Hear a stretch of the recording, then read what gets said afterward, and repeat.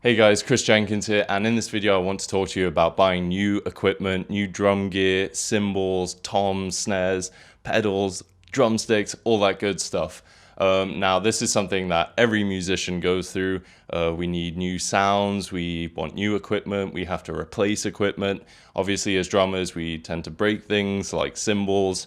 We are quite literally having to hit things pretty hard with a stick. It's understandable that they're going to break and we'll need replacement. But on top of necessary replacement, we obviously want to buy new cymbals, new sounds, so that we can explore new sounds, new areas, and again, just different ways to express ourselves. And this is something that I think is quite universal. No one wants to really stick with the same sound for their entire musical career, right? So understandably, as time progresses, we're going to want to buy new cymbals, new sounds, and you're probably going to hear me say sounds a lot, but let's keep it simple. So now I think it's important to differentiate that some people are simply more interested in gear than others, and some might be more interested in the gear side of things rather than the actual playing side of things, and that's completely fine and understandable. It's important to note though that if you are a player, you're always going to want to be exploring and finding those new sounds, new things that will give you an edge or a different way of expressing yourself and make what you're playing maybe just sound different. But I think there's a limit, and one of the biggest variables regarding this is going to be your budget. For a lot of musicians, buying new gear all the time is really expensive. I mean, if you're a drummer in particular, you know that a cymbal alone is going to average probably around $300 or more. Now, I have said in the past that you should use things like eBay, buy secondhand stuff. It can save you so much money. I've quite literally saved almost 50% on a lot of gear, and I wish I knew about doing this earlier on. But nevertheless, we're all going to want to buy new sounds at some point. Now, I think it becomes important to really differentiate what is necessary and what is simply just a want. Again, obviously we all want to expand our sound and explore new areas, but at the same time, I think it's very easy for a lot of musicians to get caught up in that. Going to a music store, maybe you guys can relate, but it very much feels like going to a candy store and there's all these brand new things. And not only that, I think because with music, it's not that it has to be the latest, say, clothing appearance or anything like that. In fact, a lot of the times it can be vintage sounds that will obviously be really expensive and give you that unique sound. So naturally, a lot of this can cost us a lot of money. I mean, drumsticks alone average about $10 a pair, and as drummers, we tend to break sticks fairly often, some more than others, but you know, it's something to note that this endeavor can be an expensive one. And so you really only want to buy gear when necessary. Again, some people are what you call gearheads and like just having and testing new equipment. Maybe they like to review them. Whereas for others, it's more important that it simply serves their musical expression. I think the first thing that a lot of musicians can easily get caught up in, especially earlier on, is that they think they require new cymbals, new sounds, new drums, new toms, new sizes of things, just to progress. Now, although this is true to some degree, I would say it's hardly true. This definitely relates to a video I'm going to make in the future, but a lot of the times, yes, a larger kit, having more options will mean that you can express more, you can do more, you have more options. But at the same time, regarding creativity, it's kind of a paradox because I've sort of found that having a small setup and keeping it simple can force creativity in itself because you're limited. Because you have fewer options and maybe a smaller drum kit, that will force you to be more creative and come up with new things if you want to further expand your sound and arsenal, right? Because you don't have as many options, you're forced to work with what you have. And there's so much value in doing that. And in fact, I would recommend doing that before you buy a bunch of new cymbals, because you can get so caught up in testing all these new things and playing with all these new toys when you don't really get a chance to fully develop and work at developing your voice and sound behind that current setup. Again, now for some it might be more of a necessity to change their setups fairly frequently. It's also a temperamental thing. But generally I would suggest not doing so often, because I think it's important, again, especially in terms of progress and creativity, that you fine-tune your sound and really work at sort of just getting as many ideas as you can out of that one setup. I would argue that it's even beneficial to stick to the same setup for at least several months, maybe even half a year, maybe even more. I've done that myself, but again, some of this is temperamental. sticking to the setup and really getting what you can out of it before you feel more forced to just expand your kit and buy a new toy. Now, having said this, I'm not discouraging buying new equipment. I think it's also very necessary and serves a lot of importance, because I think once you do start to hit more of a wall and you hit those plateaus a bit more often, this is where it can be super, super helpful to then buy maybe a new cymbal to have a new sound, because obviously that's going to change the way you play. It's going to provide more options for you, and that just serves immense benefit in itself, obviously. What can also be beneficial, but also a big downfall for a lot of us, is looking up to our idols, our inspirations, and trying to imitate their setups. I'd say firstly, this is awesome because it gives you new ideas. You get to see what the pros are already doing, and just to simply see all the different kinds of setups that musicians, drummers do play with. It's obvious that we don't all play the same setup. Some of us like the big high toms, some of us like flat toms, some of us play with no toms or one floor tom, tons of cymbals. One of my favorite setups, and still to this day, is to have a wide range of cymbals, but only having maybe 2 to 3 toms at most, namely a high tom, 2 floor toms, snare. Some people like having 2 snares.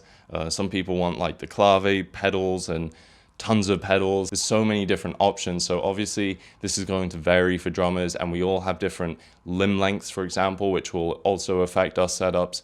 But for the most part, be inspired by drummers, try new things, always try new things, but at the same time, try new things with that same setup. Don't keep changing the setup. That's not going to fix your issue if your issue is a lack of creativity or ideas. Again, it can be, but I think eventually you need to learn to get comfortable and milk what you can out of that current setup before you change, or at least give a second thought about that impulsivity to just add something new, buy a new piece of equipment. Now, if you have the means and the budget to buy lots of new equipment, then do so. But again, I would advise not getting so caught up in the new equipment. It won't make you a better player. What will make you a better player is the practice you put in. All that new equipment, the new cymbals, the new gear is simply going to give you an edge, in my opinion. And I think it's evident in a lot of drummers that do play with simple setups but are phenomenal. I think one example, one of my biggest inspirations back in the day, Matt Halpern, he's someone who for a long time literally played with a snare and 1 floor tom, or maybe 2 floor toms, and had maybe 3 or 4 cymbals at most. That was a big inspiration to me, and initially when I first started drumming, I was into people like Chris Adler, Joey Jordison, a lot of metal drummers that had these immense setups with like 20 different cymbals, and that was so cool, and it was just like, wow. But seeing someone like Matt Halpern, again, for example, I'm sure there are many other drummers. Matt Halpern for me was a prime example of someone who played with such a simple setup and also playing quite difficult songs.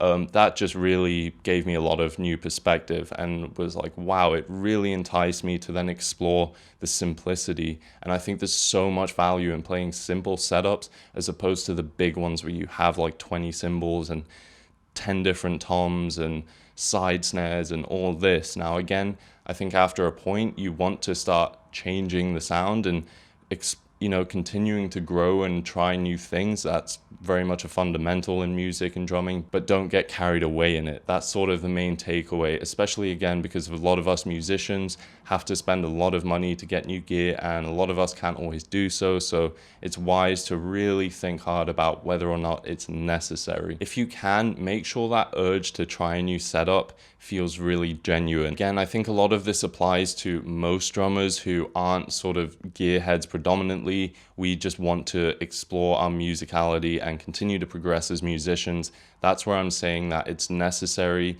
to stick to the same setups and really focus on the practice itself rather than the equipment itself.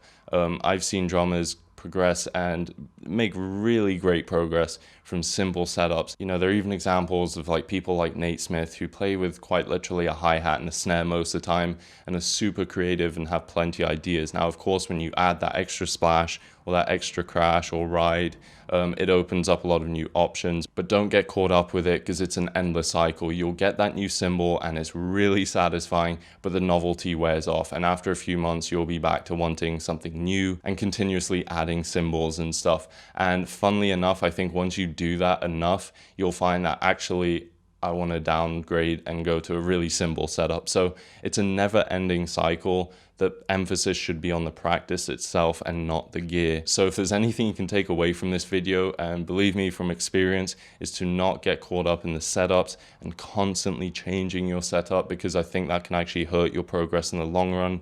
Like the gym, like a lot of things, your body adapts and it takes time to adapt. So take time to adapt to your current setup.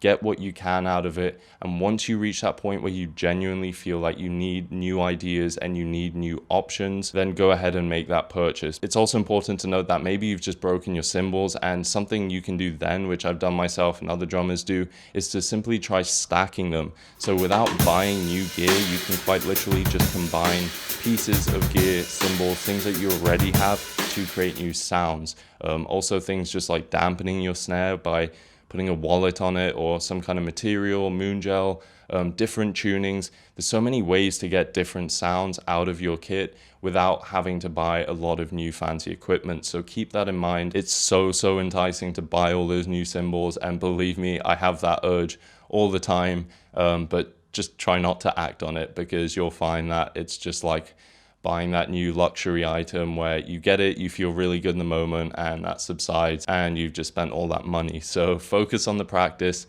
not the equipment. It won't make you a better player. It will simply provide you with more options down the line and when necessary. So try keep it that way if you can. But again, maybe you're someone who just really is into gear more than the practice and playing itself, and that's completely fine. But this is more advice for drummers that are focused on practice and becoming a better drummer. So let me know what you think. If you like the video, if maybe you agree, disagree, give the video a rating or thumbs up, and you can subscribe to see more videos. Let me know if there's any content or things you want me to talk about. I have daily content on my Instagram, which is chrisjenkinsdrums. You can check that out. I post a lot more drumming clips there, so it's less of me just talking. You can also check my Off the Kit podcast. That's a longer form podcast, obviously, where I just talk about things that I've been up to, progress, and go a bit more in depth with ideas and things that I've been thinking about regarding drums and music. So if you're interested, you can check that out as well. I have a separate playlist for that on my channel. And until then, I'll see you in the next video. Thanks.